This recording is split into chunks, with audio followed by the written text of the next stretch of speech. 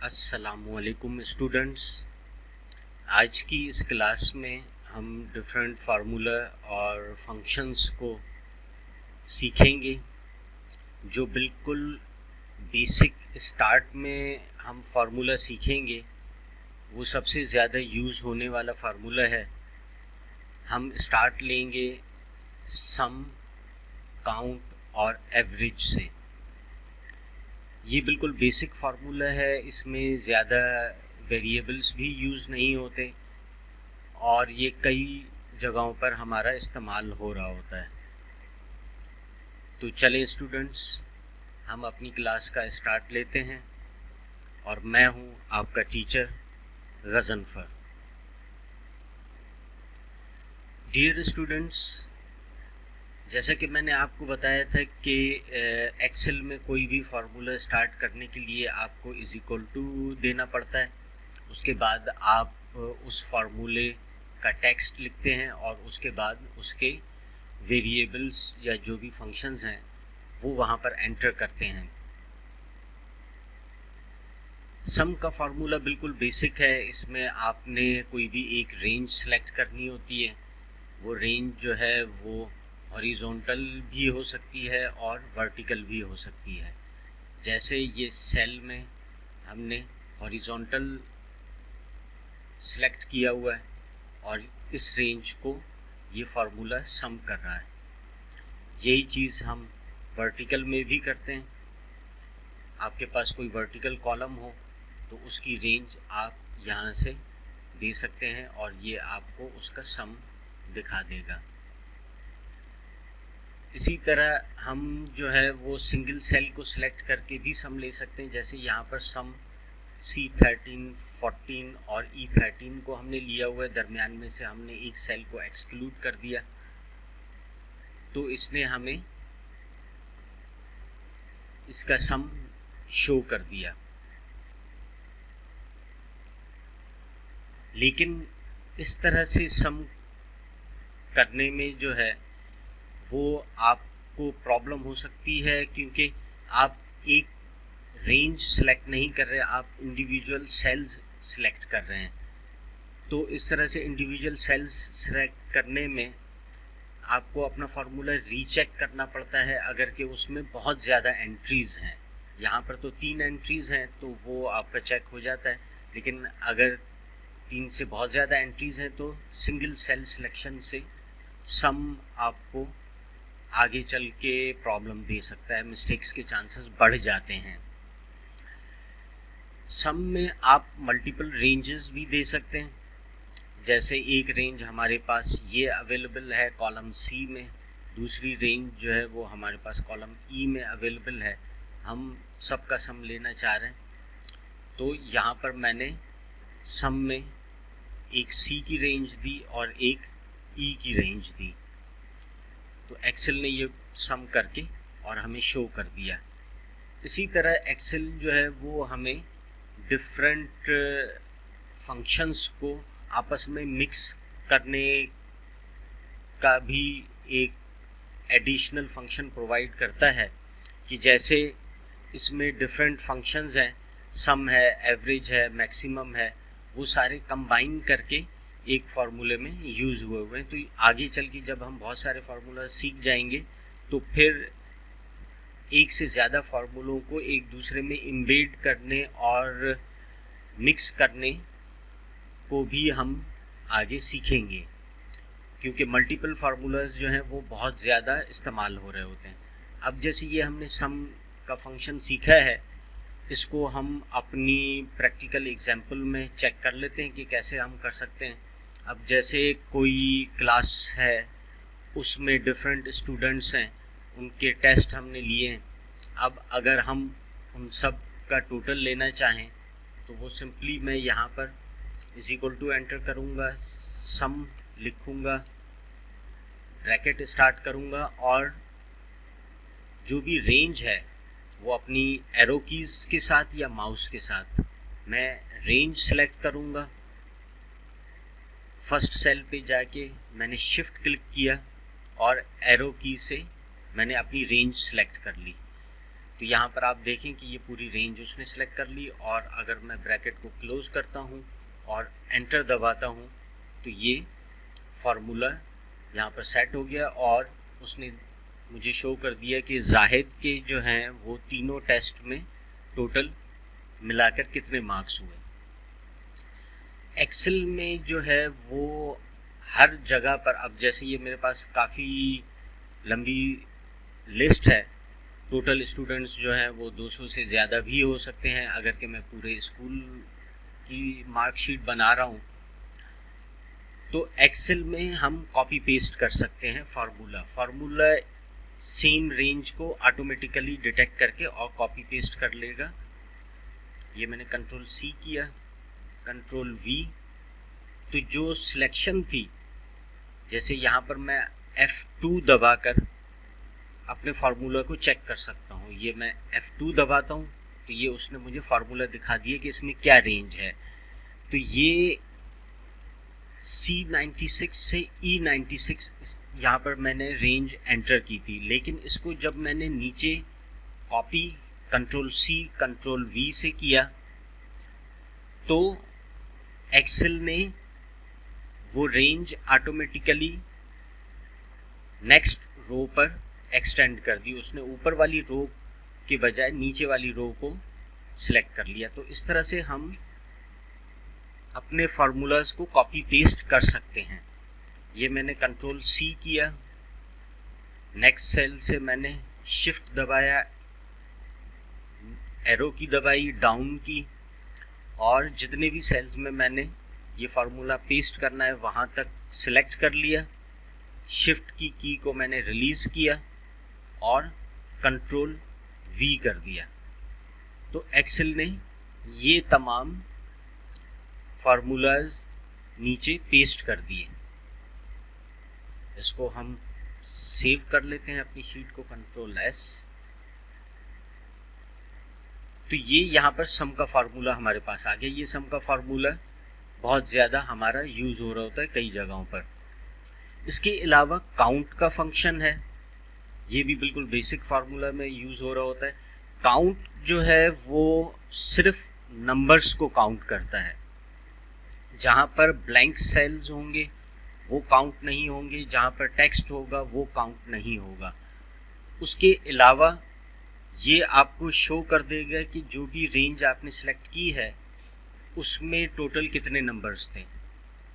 ये देखें, यहाँ पर ये सेल सिलेक्टेड हैं, 3 दिखाया। यहाँ पर ये सेल्स हैं तो वो 3 दिखा रहा है क्योंकि 0 भी एक नंबर है।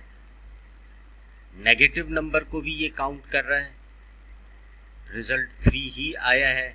जिस तरह से सम में हमने रेंज सेलेक्ट की थी उसी तरह काउंट का फंक्शन भी यूज़ हो रहा होता है। तमाम जगहों को, डेट को भी वो नंबर में ले रहा है, हर एक जो भी फ्रैक्शन में हो उसको भी वो नंबर में काउंट कर रहा है। यहाँ पर सेल ब्लैंक है दरमियान का, तो यहाँ पर उसने 2 दिखाया। यहाँ पर टेक्स्ट एंटर हुआ है तो काउंट 2 शो कर रहा है। इसी तरह यहाँ पर एरर आया है फार्मूले का तो ये काउंट 2 शो कर रहा है। तो एक्सेल का फार्मूला इसी तरह फंक्शन करता है। यहाँ पर जैसे हमने कोई डिफरेंट आइटम सेल किए हैं तो हम मंथ में देखना चाह रहे हैं कि भाई हमने कितने आइटम सेल किए। मैं ये नहीं देखना चाह रहा कि भाई टोटल मेरी इनकम कितनी है जो कि 4000 बनती है।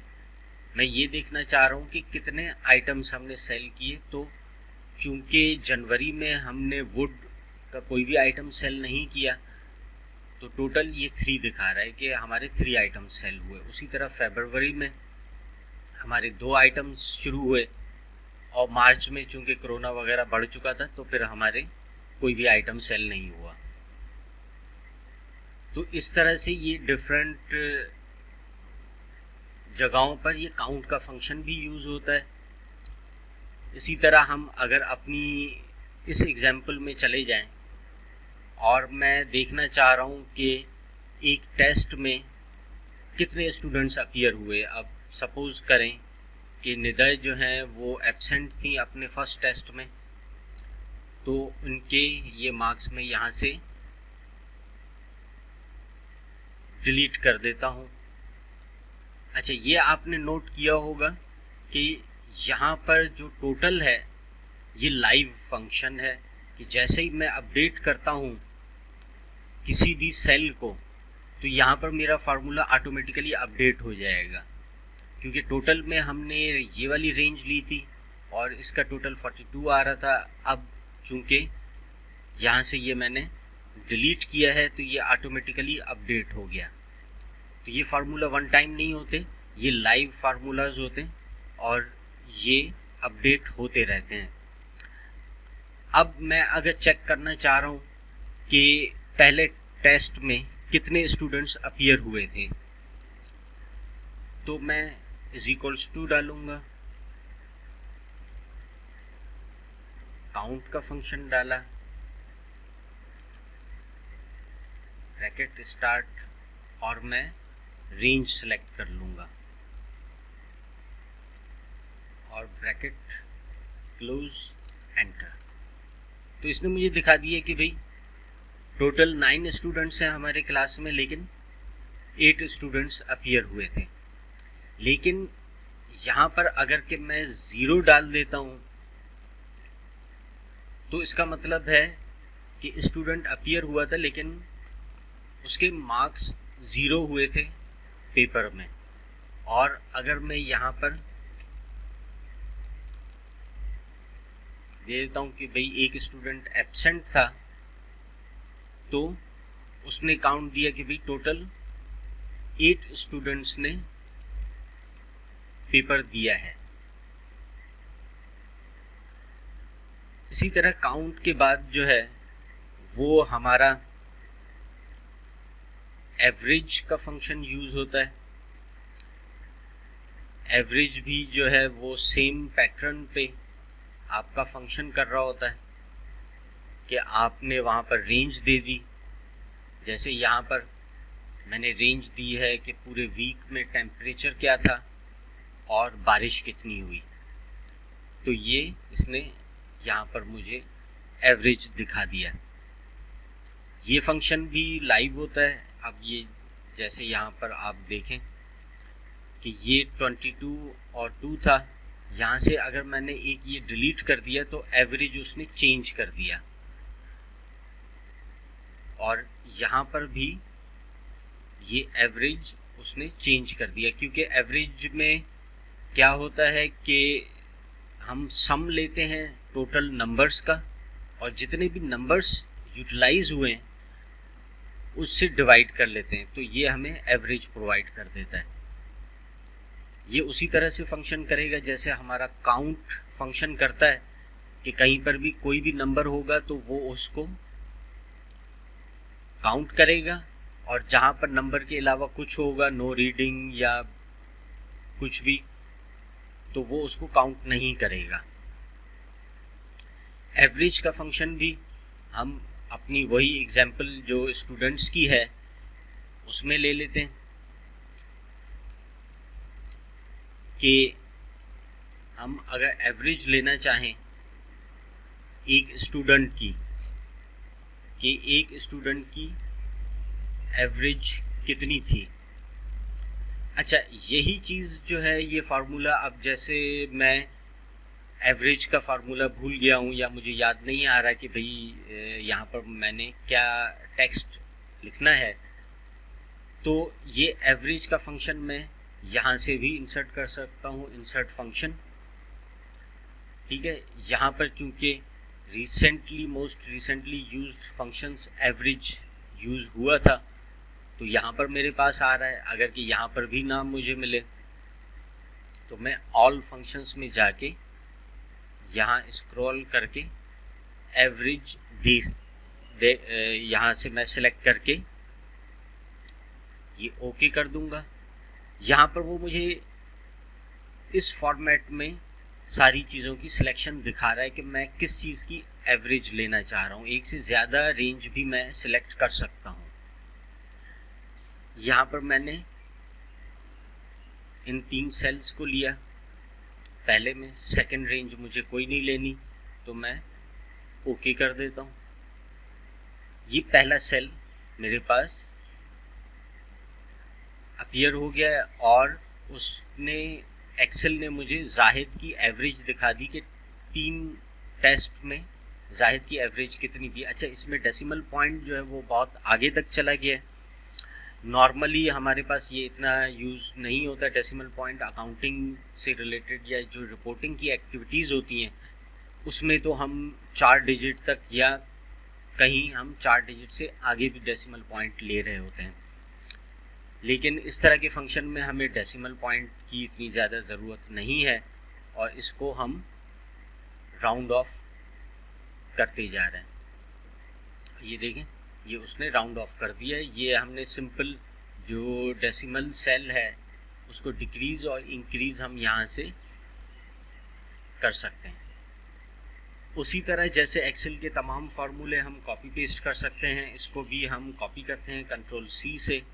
शिफ्ट दबाकर मैंने डाउन एरो की सिलेक्ट की और कंट्रोल वी कर दिया। ये उसने एवरेज दे दिया। यही एवरेज जो है वो मैं पूरी क्लास का भी चेक कर सकता हूँ। जैसे कि एक्सेल में मैं यहाँ से जाता हूँ,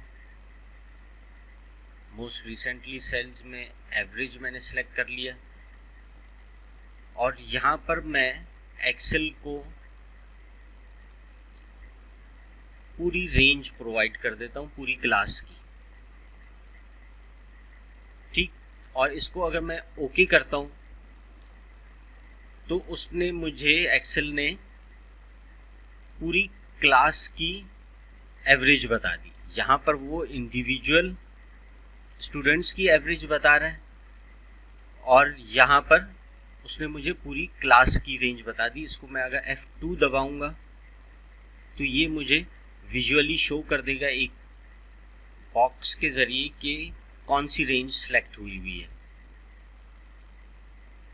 इसी एक चीज़ को करने के डिफरेंट वेज भी हो सकते हैं। जैसे मैं बजाय इसके कि तमाम स्टूडेंट्स की इस तरह से एवरेज लूँ, मैंने जो यहाँ पर एवरेज लिया हुआ है इसकी एवरेज निकाल लूँगा तो भी मेरे पास रिज़ल्ट यही आएगा। तो स्टूडेंट्स, आज हमने बिल्कुल बेसिक और स्टार्ट के फार्मूला सीखे जिसमें सम था, काउंट था, एवरेज था और हल्की फुल्की सी हमने उसकी एग्जाम्पल्स पर भी प्रैक्टिस कर ली। तो डियर स्टूडेंट्स, आज की क्लास हम यहाँ तक ख़त्म करते हैं। उसके बाद बाकी फार्मूलाज हम आगे देखेंगे और फार्मूलाज की जो आपस में मिक्सिंग और एम्बेडिंग है वो भी हम फ्यूचर क्लासेस में सीखेंगे। अल्लाह हाफिज़।